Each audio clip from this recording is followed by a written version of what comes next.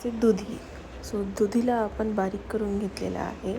त्यानंतर हे साहित्य आहे जे मी तयार करून ठेवलेलं आहे ऑलरेडी. त्यानंतर पॅनमध्ये तेल घेतलं, त्याला फोडणी दिली, हिंगसुद्धा टाकते मी, आणि नंतर कांदा, लसूण आणि मिरचीची फोडणी दिलेली आहे. नंतर सम स्पायसेस टाकलेले आहेत त्यामध्ये. सो आम्हाला थोडं तिखट आवडते, सो मी ते थोडं एक्स्ट्रा स्पाइस केलं आहे. त्यानंतर त्यामध्ये दुधी टाकून छान परतून घेतलेली आहे.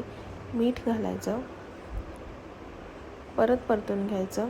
त्यानंतर कोथिंबीर टाकायची, कोथिंबीर टाकून परत परतून घ्यायची आणि त्याला स्टीम करायला ठेवायचं. स्टीम झाल्यानंतर त्यामधलं पाणी आटू द्यायचं आणि थंड करायला ठेवायचं.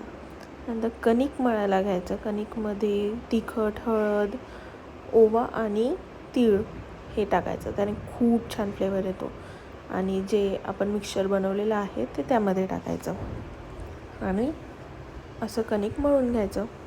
त्यानंतर छान असे पेढे बनवून त्याचे पराठे करून घ्यायचे आणि ते छान खरपूस होईपर्यंत शेकायचे. छान तेल लावायचं त्याला, तेल, बटर और घी जसं तुम्हाला वाटेल तसं, आणि खायचं छान. एन्जॉय. माझे तर खूप फेवरेट आहेत हे.